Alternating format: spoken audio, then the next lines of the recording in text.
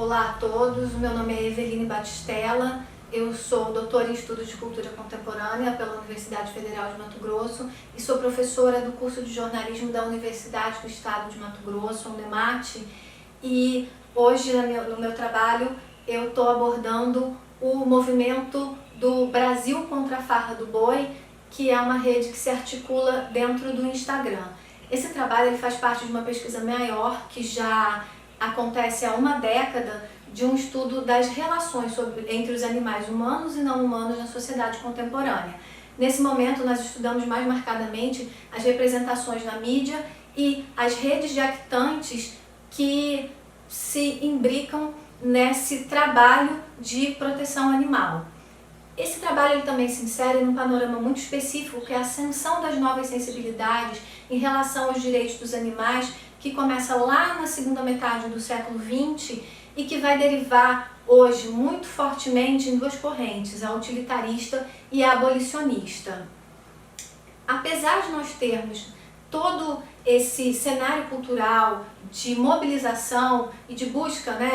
de defesa dos direitos dos animais, nós vemos ainda muito presente também na sociedade o que a gente chama de hierarquização das outras espécies. E aí, trabalhando com o conceito de escala sociozoológica do Arluk Sanders, a gente vai ver que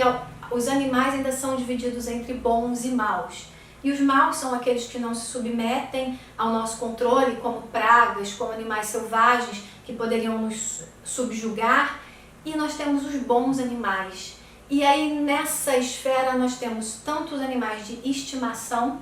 que é uma relação também controversa, mas que seria permeada pelo amor,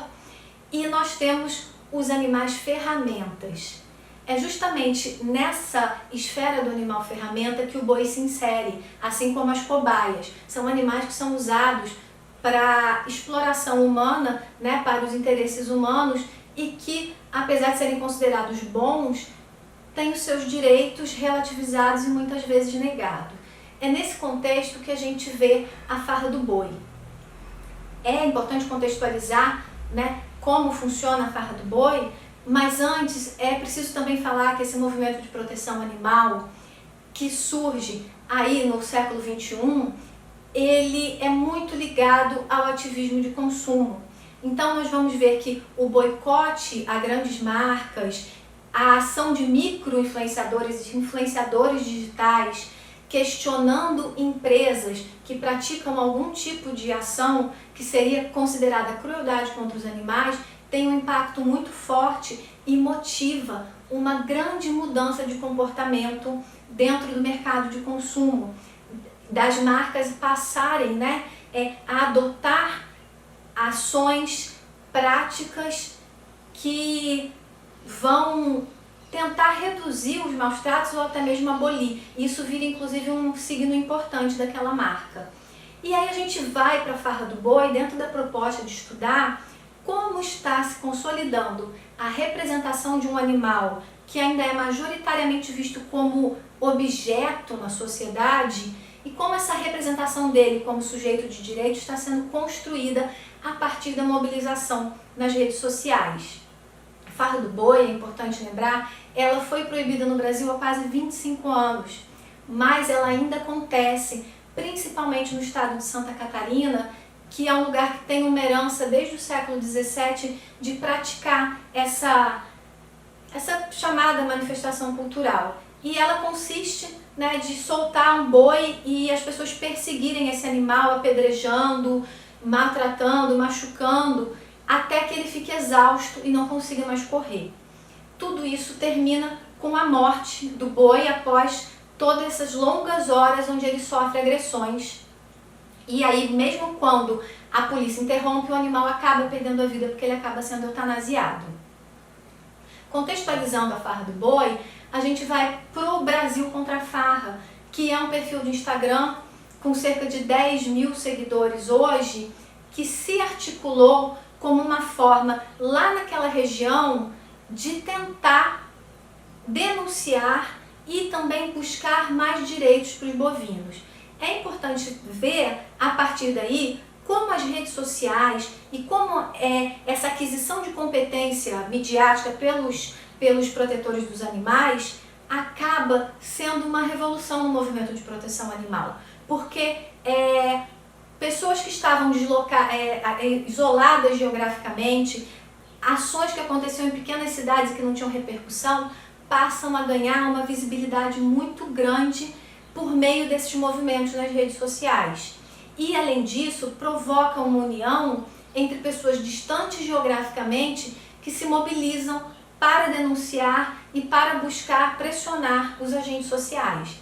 E aí o Brasil Contra a Farra, ele tem uma estratégia muito interessante, que é de estimular as pessoas a filmarem, a fotografarem e a denunciarem as farras que começam a acontecer. E a partir do momento que uma farra é notificada, a rede do Brasil Contra a Farra começa imediatamente a ligar para as forças policiais para pressionar que eles vão até o local, começam a marcar os políticos daquela região onde está acontecendo a farra, e eles vão fazendo uma pressão enorme para conseguir que haja uma coerção e que as pessoas responsáveis sejam punidas.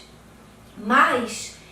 é importante lembrar que, além desse trabalho que é em tempo real e que se estende também ao longo do tempo de denúncia e de forte pressão sobre os agentes públicos que têm que coibir essa prática, eles também trabalham em outra esfera, que é a de apresentar narrativas que mostram o boi como um animal que tem subjetividade, consciência, inteligência e sentimentos.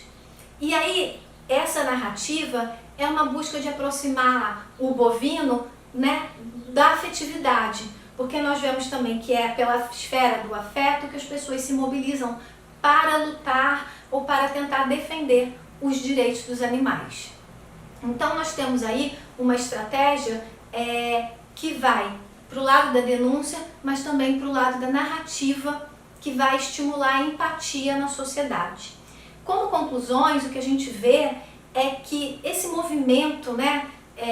dos prosumidores que vão pressionar suas marcas para que elas respeitem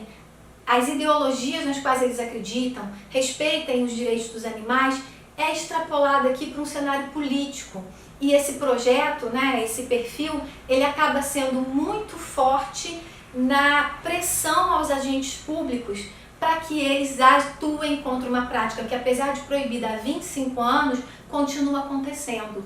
E mais do que isso, era uma situação relativamente desconhecida em outras partes do Brasil e que eles, mesmo com apenas 10 mil seguidores, também conseguem levar isso para as pautas da mídia e também levar a pressionar por investigações, por ações que vão coibir a prática. E a gente vê então como que essa ação consciente de produção de conteúdo, né, de busca, né, por fazer essa ideologia, essa busca pela defesa dos direitos dos animais se articula não apenas, né, para mudar a ação dos agentes públicos e para dar visibilidade ao problema, mas para também, a longo prazo, construir uma nova imagem do bovino, buscando tirar ele da esfera de animal ferramenta e tentando levá-lo para uma esfera onde a sociedade passe a estimá-lo e passe a considerar que ele é sujeito de direitos também de forma mais ampla, que não seja apenas aquele direito do utilitarismo. Eu agradeço muito por poder participar. Eu vou deixar o meu e-mail, eu fico aberta para questionamentos e obrigada!